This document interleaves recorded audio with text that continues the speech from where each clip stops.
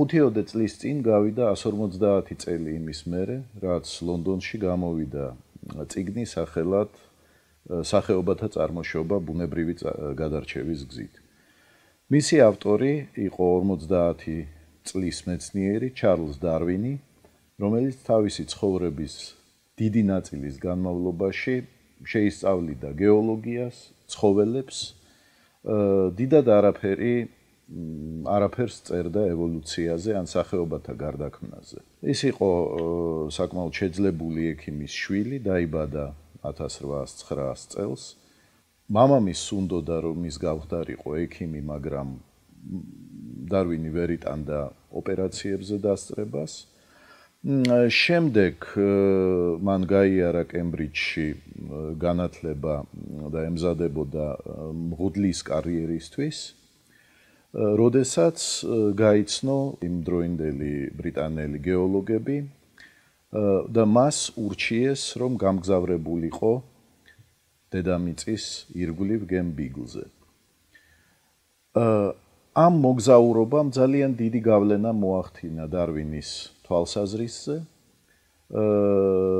და მან დაიწყო ის დაეჭვდა, ის დაფიქრდა იმის შესახებ, თუ საიდან შეიძლება გაჩენილიყო ისეთი მრავალფეროვნება ცხოველებისა და მცენარეების, რომელიც გლობუსზე არსებობს. საერთოდ ევოლუციის იდეა, რა თქმა უნდა, არ არის დარვინის მოგონილი. ჩვენ შეგვიძლია გავიხსენოთ ძველი ბერძნების ფილოსოფოსების პარმენიდესა და ჰერაკლითეს კამათი. ერთი მათგანი ამბობდა, რომ არაფერი არ არის ახალი და დედამიწა სამყარო უცვლელი რჩება. მეორე კი პირიქით ამტკიცებდა, რომ შეუძლებელი არის ერთსა და იგივე მდინარეში ორჯერ შესვლა, რადგანაც წყალი ამ მდინარეში სულ იცვლება. ფაქტიურად ეს იყო უფრო ფილოსოფიური ვიდრე ფაქტოლოგიური კამათი, მაგრამ ის გვეუბნება იმაზე, რომ ცვლილების უცვლელობის შესახებ კამათი ძალიან დიდი ხნის წინ ფაქტიურად ადამიანის ცივილიზაციასთან ერთად წარმოიშვა. შემდგომში არსებობს ცალკეული მითითებები ევოლუციური თვალსაზრისით მითოლოგიებში სხვადასხვა ხალხების, მათ შორის ადამიანის წარმოშობა. ჩრდილოამერიკელი ინდიელების ლეგენდებში ან ნორვეგიელების, ძველი სკანდინავიელების ლეგენდებში ადამიანი არ იყო ყოველთვის ისეთი, როგორიც ის დღეს არის და ღვთაებმა შექმნა ის დათვის გამოყენებით, ესე იგი ძალიან ბევრი ჩრდილოეთის ხალხი თვლიდა, რომ ადამიანი არის რაღაც ცხოველის შთამომავალი, ამ შემთხვევაში დათვის. მე-18 საუკუნეში ამ ყველაფერმა დაიწყო გაფორმება და დაიწერა პირველი თეორიები, ევოლუციური თეორიები. ყველაზე ცნობილი ასეთი თეორიის ავტორი იყო ფრანგი ჟან-ბატისტ ლამარკი, რომელიც იყო ბოტანიკოსი, ზოოლოგი, რომლის თეორიამ ვერ გაუძლო დროით შემოწმება. საქმე ის არის, რომ ლამარკის თეორიის საფუძველში იდო ორი მაშინდელი წარმოდგენა. ერთი იყო წარმოდგენა ორგანიზმების თვითჩასახვის შესახებ. ესე იგი იმის შესახებ, რომ შესაძლებელი არის მარტივი ორგანიზმი, ის რასაც დღეს მიკრობს ან ბაქტერიას ვეძახით, შეიძლება წარმოიქმნას ბუნებრივად გარკვეული ქიმიური პროცესების შედეგად.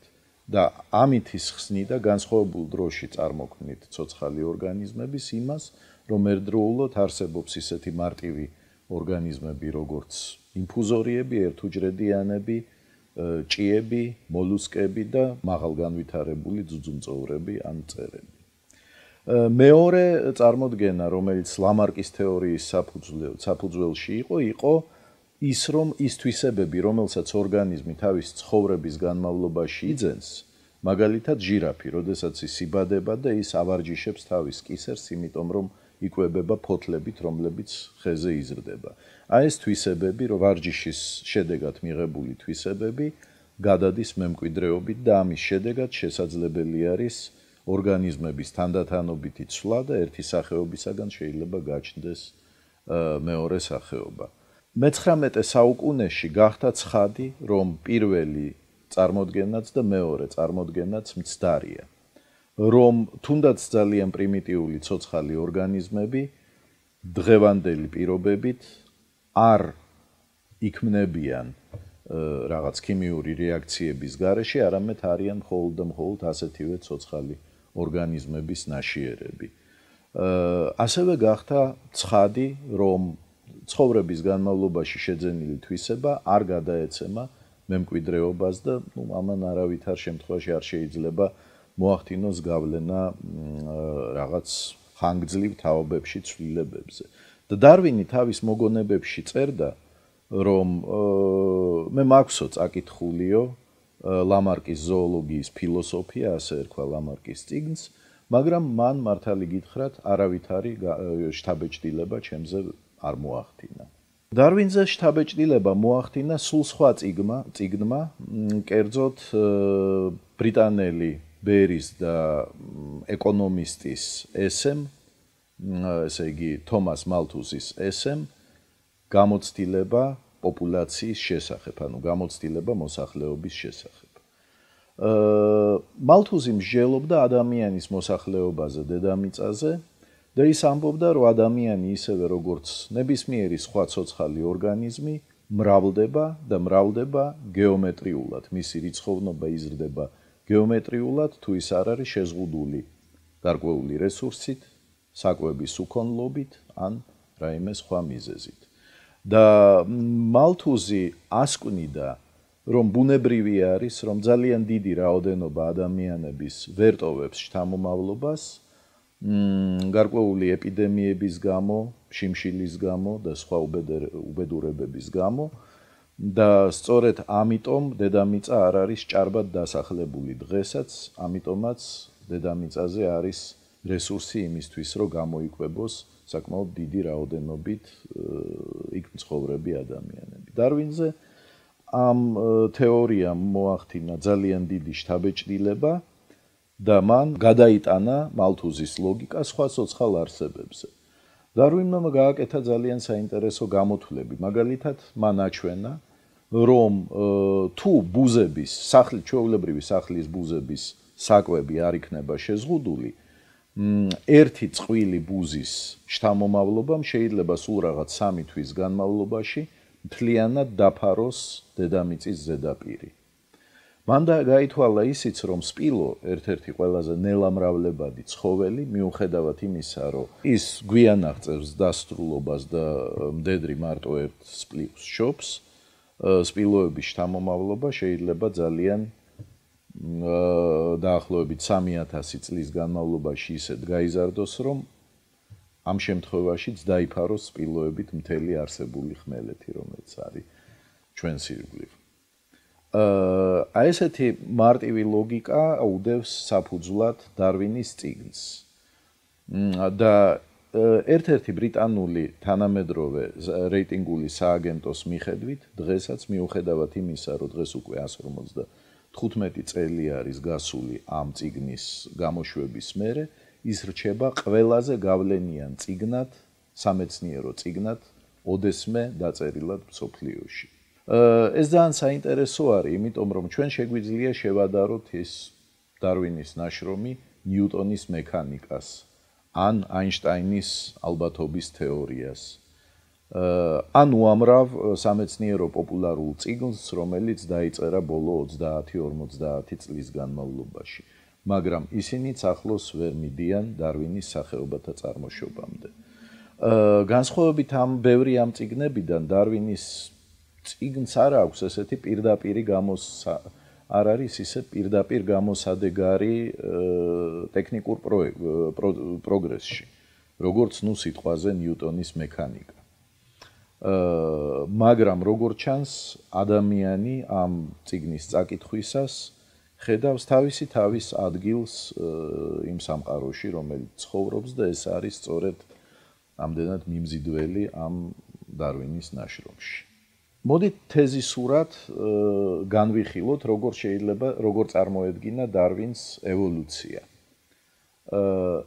არსებობს ნებისმიერი ორგანიზმის გეომეტრიული ზრდა. რას ნიშნავს ეს გეომეტრიული ზრდა?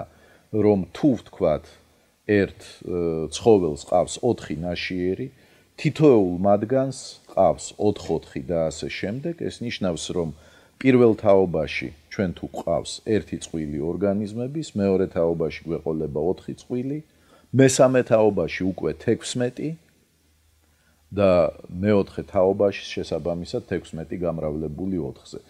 ძალიან მცირე დროის განმავლობაში თუ არ იქნა გამრავლება შეზღუდული, ჩვენ მივაღწევთ რაღაც ასტრონომიულ ციფრებს, რომელიც არ ვიცი, ძალიან ბევრი ნოლით ბოლოში. ეს არ ხდება, ფაქტი არის. სხვა შემთხვევაში დედამიწა რაღაც ერთსახეობის ორგანიზმებით იქნებოდა დაფარული მთლიანად. და ეს რომ არ ხდება, ეს მეტყველებს იმაზე, რომ ოდესმე დაბადებული ორგანიზმების დიდი უმრავლესობა ფაქტიურად იღუპება ისე, რომ შთამომავლობას ვერ ტოვებს. და აქ გადავედით ჩვენ მეორე ნაწილზე, ესე იგი ცვალებადობაზე, ანუ ინდივიდუალურ ცვალებადობაზე, როგორც ამბობდა დარვინი, რომელიც საფუძვლად უდევს აი ამ განსხვავებულ გადარჩენას. თქვენ ალბათ ყავთ, არ ვიცი, რამოდენიმე ასეული ნაცნობი და თქვენ იმახსოვრებთ მათ და შეგიძლიათ ისინი გამოიცნოთ სახის კვეთებით. თქვენ იცით, რომ ნებისმიერი ადამიანი გავს თავის მშობლებს, მაგრამ არ არის მათი ზუსტი ასლი ერთი მცირე გამონაკლისის გარდა, როდესაც ლაპარაკი გვყავს, ესე იგი, ტყუპებზე. ეს ცვალებადობა არის, ჩვენ ვიცით დღეს, რომ ეს ცვალებადობა არის რაღაც გარკვეული გენეტიკური თვისებების შედეგი.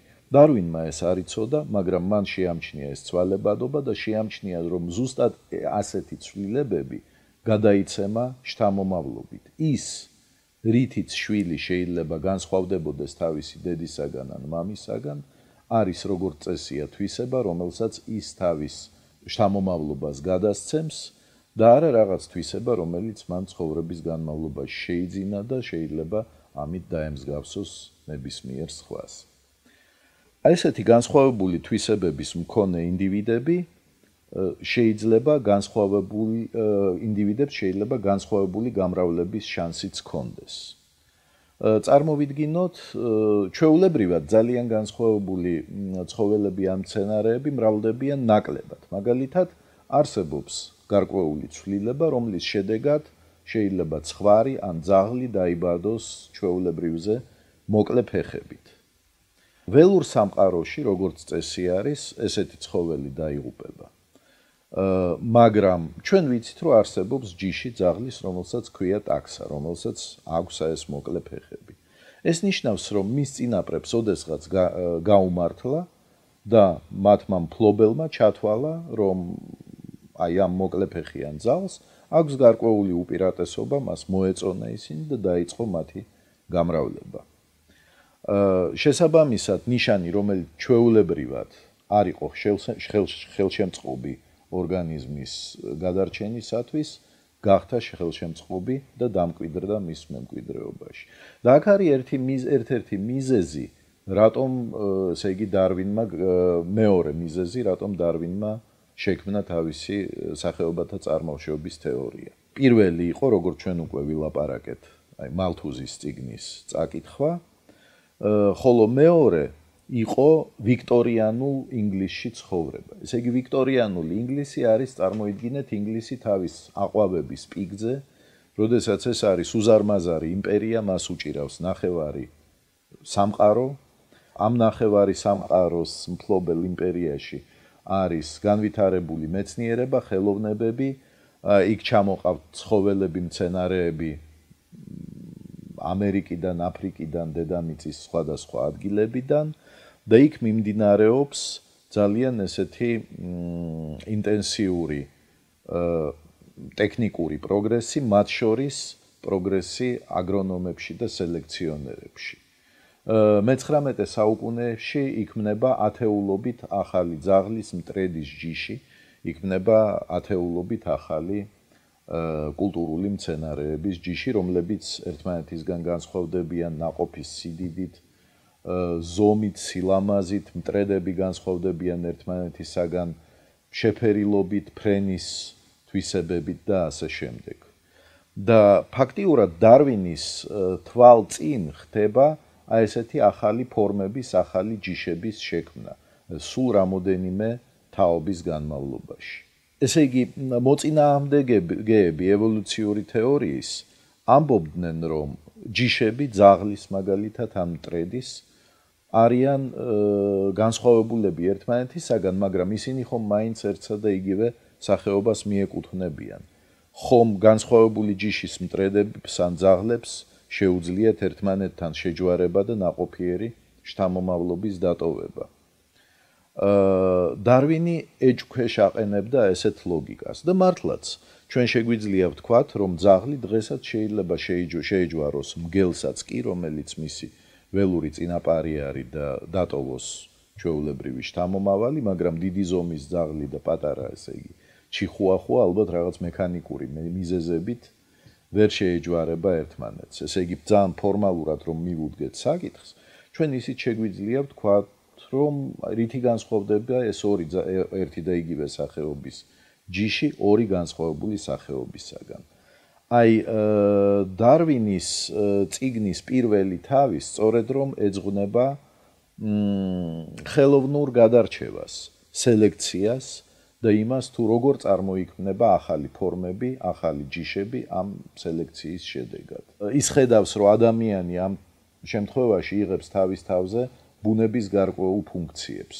ის არჩევს ინდივიდებს, რომლებიც მართალია შეიძლება გარემოს არ არიან უკეთესად შეგუებულები, მაგრამ არიან უკეთესად შეგუებულები მის საკუთარ გემოვნებას.